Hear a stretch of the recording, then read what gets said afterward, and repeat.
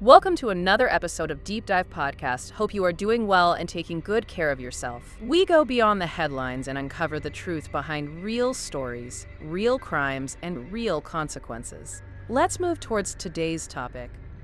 Today, we are walking right up to the edge of the uncanny valley, and frankly, I think we might just be falling in. It is good to be here. And yes, I have to agree with you. Today's discussion is, well, it's unsettling. It really is. It is. We're looking at a narrative that deals with one of the most primal, deep-seated fears in the human psyche. It is going to require a bit of a strong stomach. Exactly. You know, we talk a lot about instinct on this show. We talk about gut feelings in business or, decision making. But today we're talking about a very specific, very ancient kind of instinct. The feeling you get when you look at something familiar, a pet, a family member, a best friend, and your brain just screams at you. Yeah. That is not them. Right. It's that biological alarm system, the concept of the imposter. It's a survival mechanism that predates language, probably predates, being human. It has to. And there's a specific quote from the lore we're covering today that really sets the stage for everything we're about to discuss. I think I know the one you mean. It goes, if you see your brother, your mother, your father, and something feels wrong, you run. Because it's not them anymore. Which is just a terrifying directive if you really stop to think about it. Oh, absolutely. It demands that you override your love, your loyalty, your entire social conditioning with pure, unadulterated survival instinct. Yeah. It asks you to look at someone you love and treat them as a threat based entirely on a vibe. The vibe, yeah. So today we are doing a deep dive into the accounts of a man named Mason. He's a Navajo EMT and a search and rescue coordinator.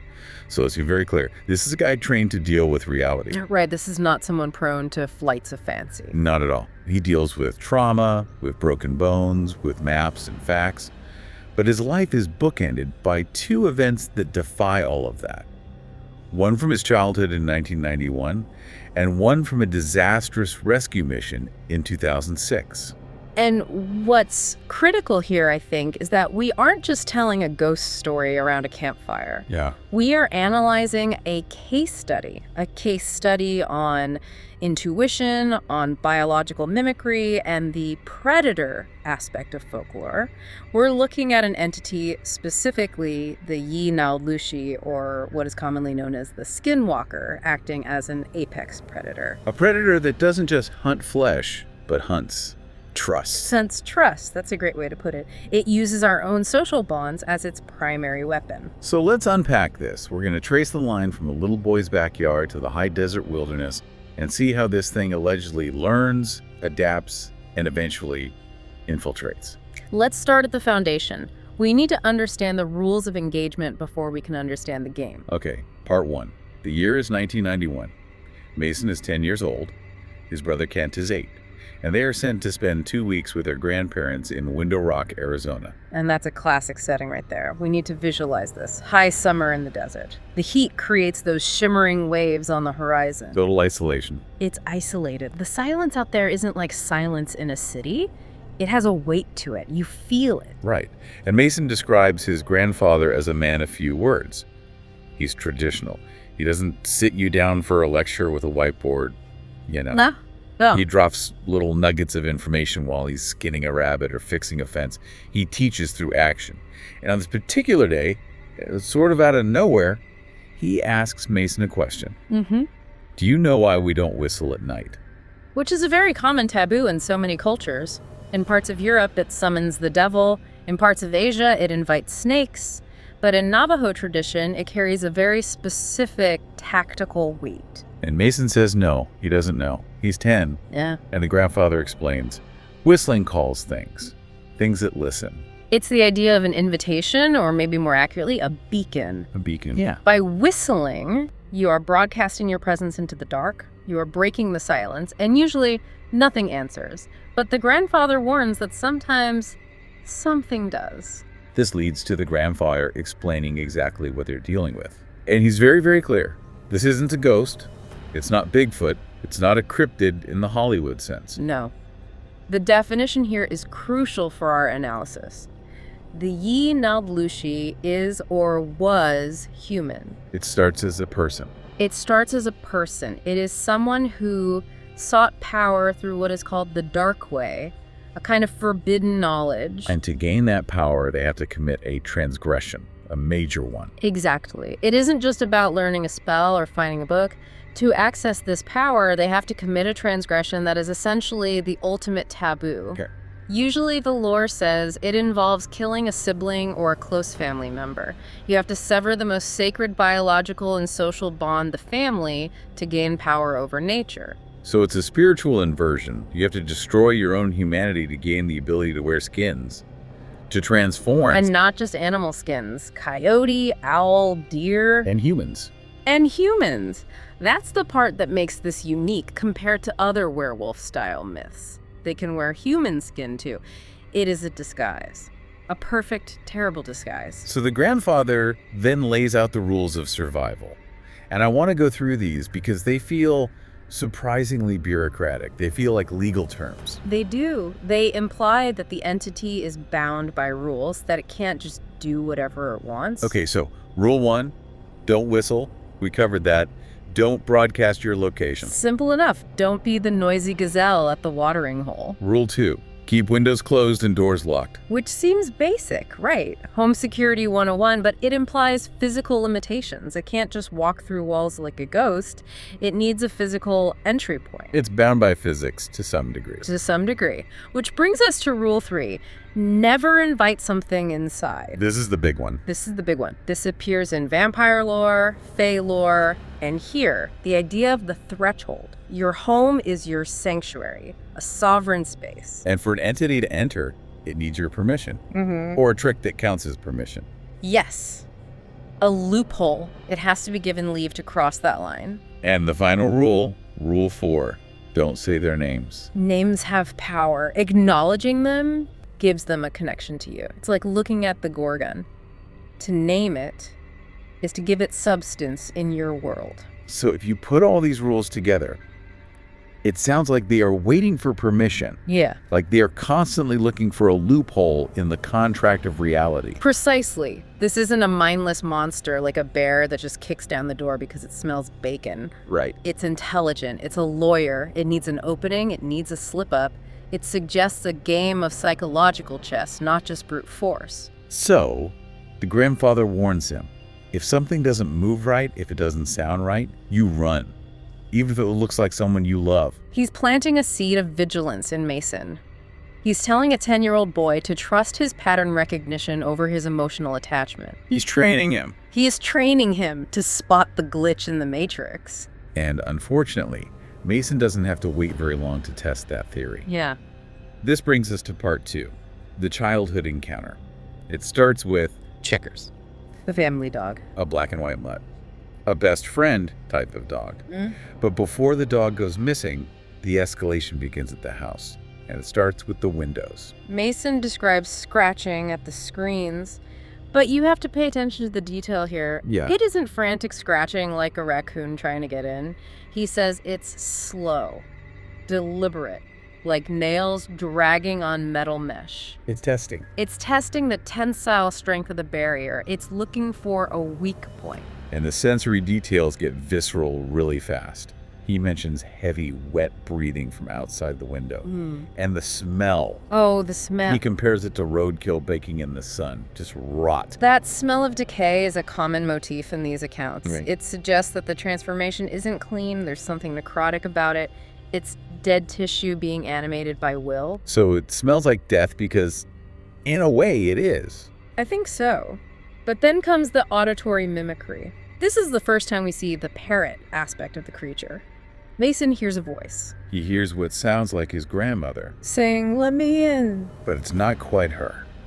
That not quite is the uncanny valley we talked about. It's the core of the horror. It's close enough to fool you for a split second, maybe if you were half asleep, but wrong enough to trigger your deep primal fear response. The cadence might be flat, the pitch might be slightly off. It's an audio recording played by something that doesn't understand the meaning of the words. It's just mimicking sounds it's heard. And the physical strength is off the charts. They hear footsteps on the roof that are way too heavy for an animal, and later they find the window frames are bent. Bent inward, like something was methodically pushing on the frame itself, trying to pop the screen out. So the grandfather responds with ritual protection. Sage, ash lines on the windowsills. He knows they're being besieged. He knows this is a predator testing the perimeter, looking for a way in. He's reinforcing the threshold. And then Checkers disappears. The dog vanishes from a secure yard. No gaps in the fence. Nothing. Just gone. And this is just heartbreaking, because it's a kid's dog. They put up flyers, they search the neighborhood. The little brother, Kent, is leaving peanut butter sandwiches on the porch every night. They're desperate, they're grieving. And as the grandfather warned, these entities are drawn to that. They're drawn to grief, to vulnerability. The family is projecting their desire for the dog's return out into the universe. And something is listening. 12 days later. 12 long days. Mason wakes up early, looks out the window, and there's Checkers, sitting on the porch. But this is where the if it feels wrong, run rule kicks in. This is the test. This is the moment of truth for that 10-year-old kid. McChin freezes. He says the first thing he notices is the dog is too clean. Okay, let's just apply some basic logic here. Right. A domestic dog missing for nearly 2 weeks in the Arizona desert. It should be matted, filthy, skinny, covered in ticks, probably injured. An absolute wreck. This dog looks groomed. It looks like it just came from a bath. That is a massive, massive discrepancy. It's an error in the construct. The entity created an image of the dog based on memory, the memory of a healthy pet, but it failed to account for environmental wear and tear. It's a critical flaw in the disguise. And it's sitting statue still, not panting, even though it's hot outside. Dogs are biological machines. They pant to regulate heat. They twitch. They look around. Their ears swivel. Absolute stillness is a predator trait or the trait of a decoy. A dog that isn't panting in the heat is? It's biologically impossible unless it is dead or dying. It's a fundamental break from reality. Mason says the eyes are flat black, like shark's eyes. And when the dog looks at his mom, who has rushed to the door, overjoyed to see him, the head doesn't turn naturally. He says it swivels. Mechanical description. Totally. Like a tank turret. It isn't leading with the eyes. The whole neck is rotating on an axis, perfectly smooth. All these details are adding up to a single conclusion in Mason's mind, even if he can't articulate it. So his mom opens the door. She's reaching for him, crying, happy. Mason is paralyzed. He wants to scream, "Don't touch it," but he can't. And just as her hand gets close, the dog snaps. Teeth clicking inches from her hand. The aggression breaks the spell. It's another error. A huge error. And then the vocalization. This is the moment that I think haunts me the most from this whole account. This is the moment the illusion shatters completely. The dog's mouth opens, and instead of a bark or a growl, it makes a sound. It says a word. It says Mason. Yes, it's his name. Think about the physiology required for that. Dogs do not have the lips, the tongue, or the vocal cords to form the letter M. To say Mason, this entity had to force a canine throat to perform a human function. And it must have sounded guttural, distorted, probably painful. But more than that, it knows who is watching. It knows the observer. It confirms the surveillance. It's not just a random monster. It's targeting him. It was studying them the whole time. The dad rushes down with a baseball bat and starts shouting at it. And the creatures exit. This is the detail that sticks with me. It doesn't just run away like a scared dog. No. Mason describes it attempting to stand up. On its hind legs. But not like a dog begging for a treat. He compares it to a puppeteer trying to handle a marionette for the first time. The legs lock mechanically. It wobbles, trying to find a center of gravity that human physiology allows, bipedalism. But that canine physiology does not. It's trying to walk like a man. It's a glitch. It's a human consciousness inside a dog suit, and for a moment of panic, it reverts to its default movement patterns. It forgets which skin it is wearing. That is deeply unsettling. Yeah. It eventually drops down to all fours and just runs off with this unnatural speed. But the damage is done. And the grandfather confirms it later. He just looks at Mason and says, "That was not your dog." The real Checkers died. The entity took the skim to try and gain entry. And the most chilling part of the grandfather's analysis is why it said Mason's name. Because it had been watching. It was studying them. It learned Mason's name. It learned what they wanted, the return of their pet. It tailored the lure specifically for this family. It built a trap out of their love and their grief. The family decides to never speak of it again. They bury the trauma. They tell everyone, even the younger brother, that Checkers got hit by a car. Which is a survival mechanism in itself. Hmm? Denial. If you acknowledge the monster is real, you can't sleep at night, so you rewrite history to make it manageable. But Mason grows up. He carries this with him. He becomes an EMT, then a search and rescue coordinator. He dedicates his life to finding lost people in the wilderness. It's interesting, isn't it? He tries to master the very environment that terrified him as a child. He tries to bring order and logic to the chaos that he knows exists. It's like he's trying to win a war that he started fighting when he was 10. And that brings us to 2006, Part 3, The Search. 15 years later. Mason is a professional now. He gets a call about a missing hiker, Joseph Bentley. Joseph is 32, Navajo, an experienced hiker. He's missing in the Sleeping Ute Mountain Trail system. Now, context is key here. Sleeping Ute Mountain is rugged, but Joseph was well equipped. He wasn't a novice who wandered off trail. So this is already unusual, but the red flag, the real red flag, is the backdrop. Mason mentions that local ranchers have been reporting livestock mutilations for weeks. Not just killed, mutilated. Organs removed with surgical precision, no blood at the scene. And tracks. Humanoid tracks that would just vanish at a fence line. Not go over it, not go under it, just stop. So the stage is already set for something predatory and extremely strange. We have a history of high strangeness in the immediate area. Mason, his team member Sarah, another guy Mark, and a tracking dog named Bear start the search. And immediately, the environment turns hostile. And it's not just that they can't find Joseph, it's that the mountain itself seems to be rejecting them. It's actively working against them. What do you mean by that? They start finding dead ravens on the trail. Just dead. No wounds. Yeah. No sign of a struggle. Just dead birds that seem to have fallen out of the sky. Which is bizarre. And then the cold spots? A sudden temperature drop in broad daylight, accompanied by that same smell Mason remembers from his childhood. Copper, herbs, and dead deer. That smell is the signature.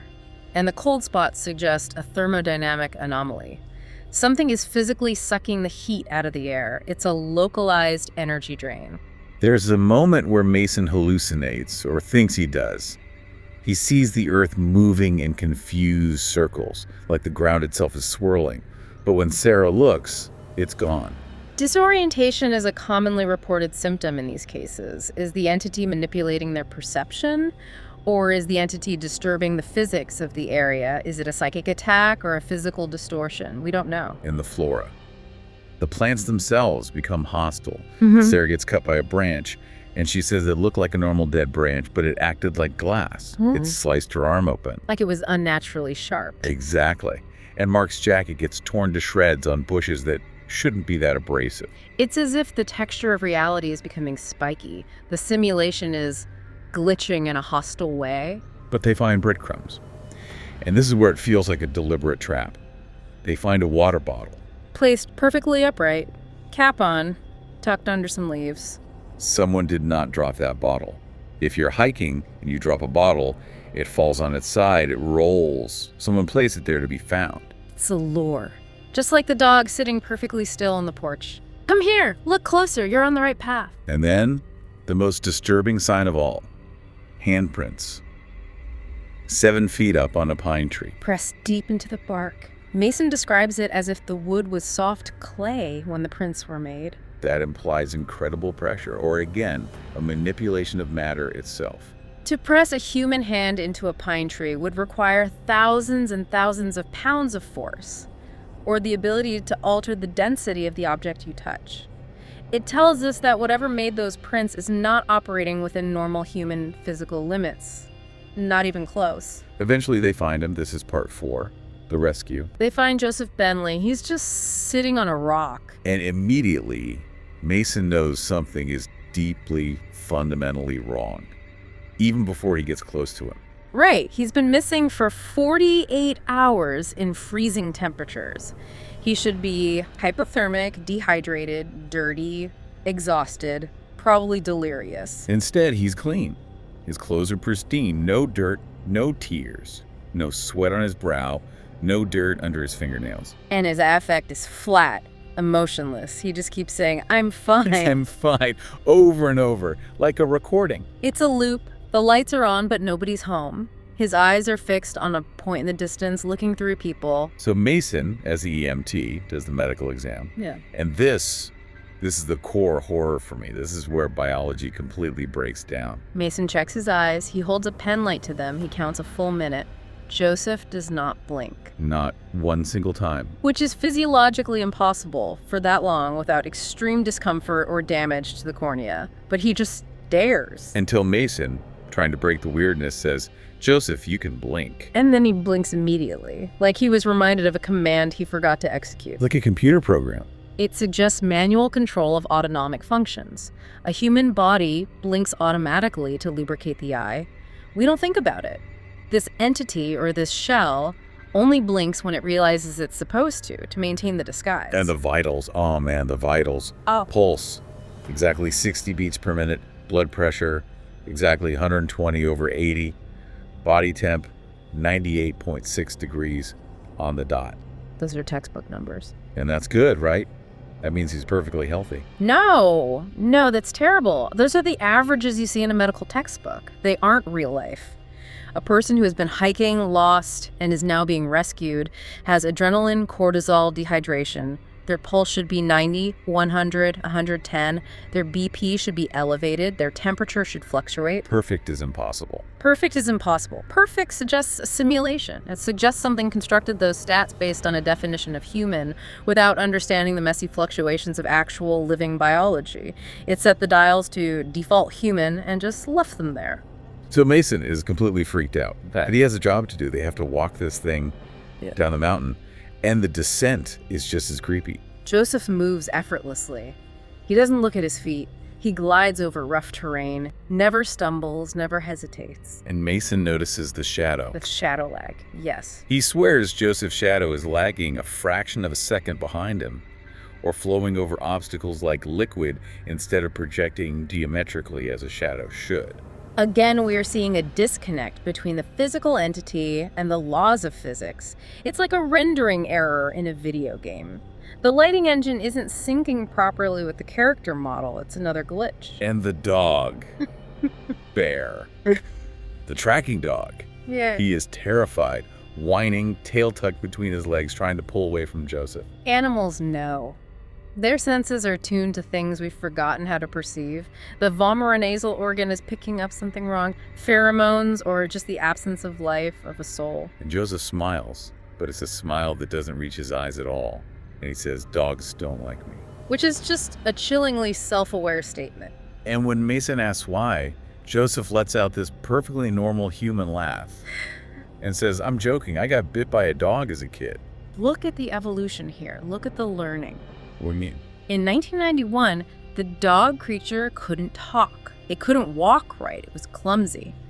Now, in 2006, this thing is cracking jokes. It's calibrating in real time. It realizes the flat effect is freaking Mason out, so it switches to humor mode. It is testing reactions, learning how to be a better human. There's one last moment on the trail. Mason asks if he's tired, and Joseph turns to look at him. But he turns his head about 10 degrees past what is anatomically comfortable.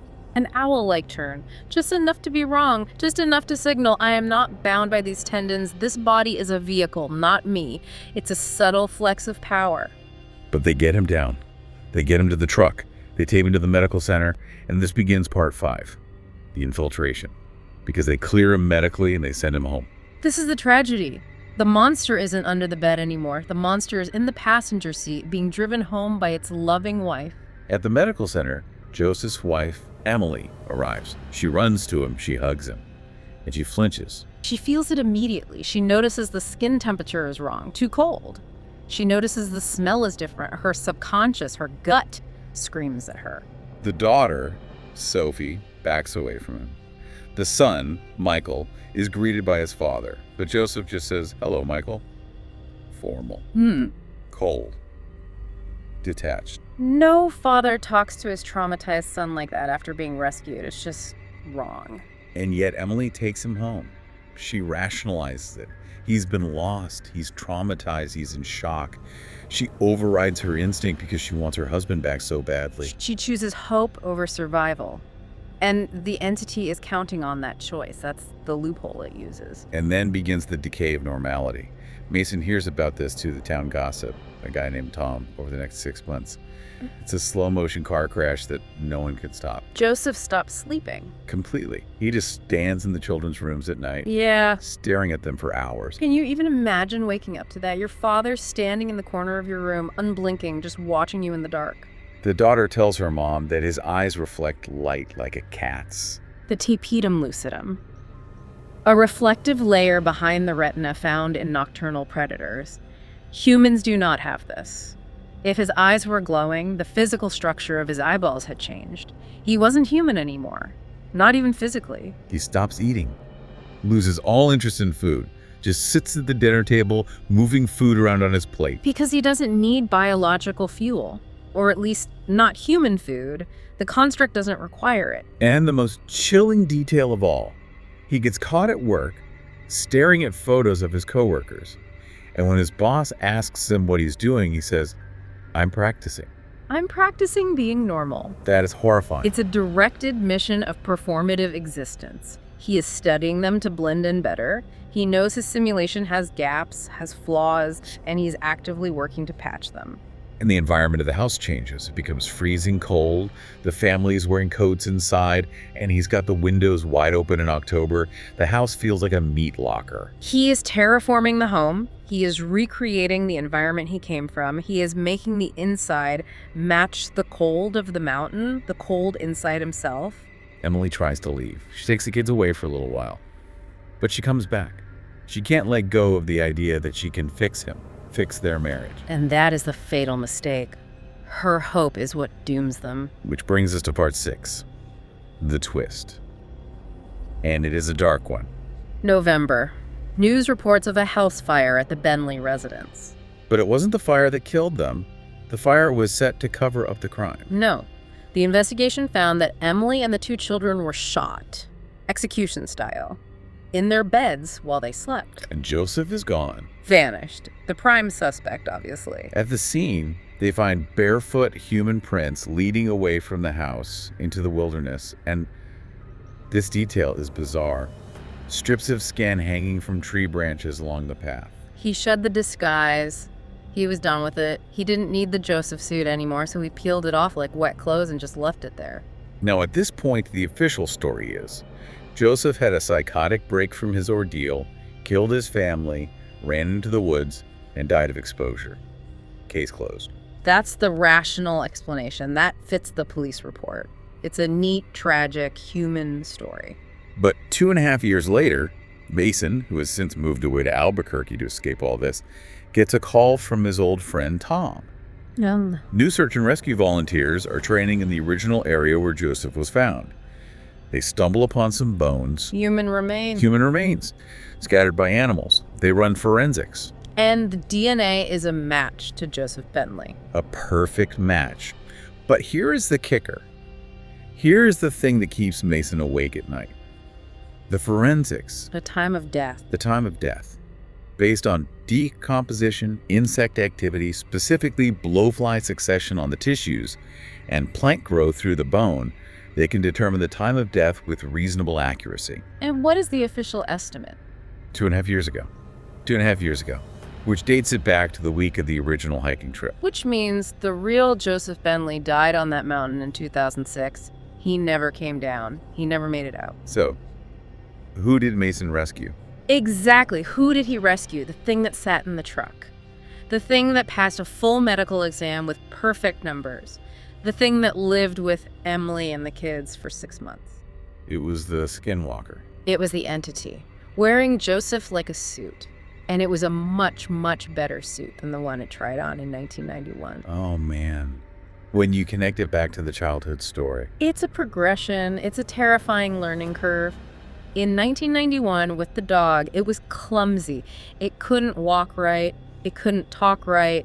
It made obvious mistakes. It failed to get invited in. But by 2006, It had perfected the craft. It had studied. It passed a medical exam. It simulated a heartbeat and blood pressure.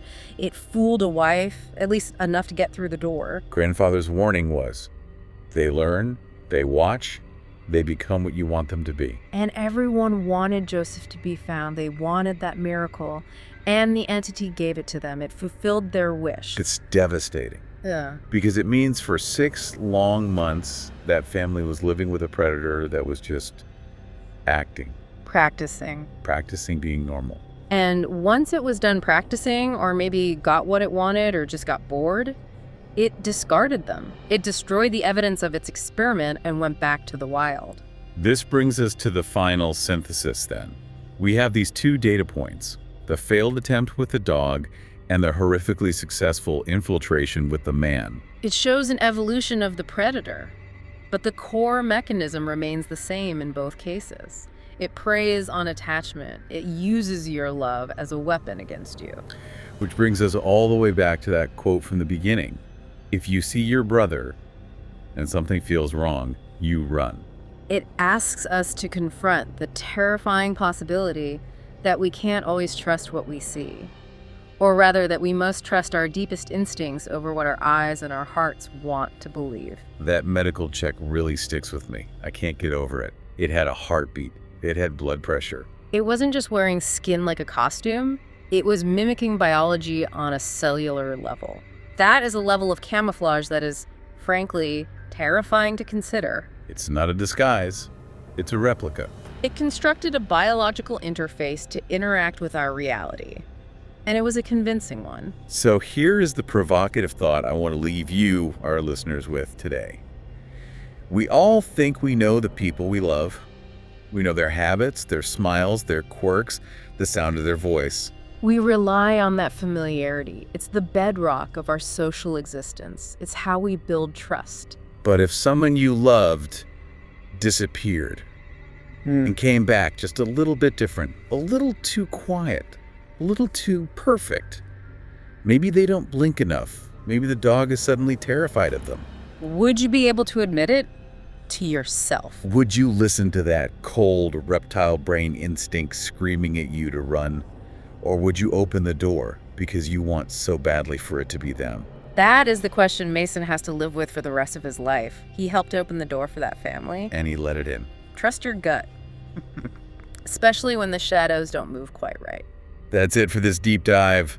Sleep well and keep your windows locked. We'll see you next time. And don't forget to like, share, and subscribe to our channel.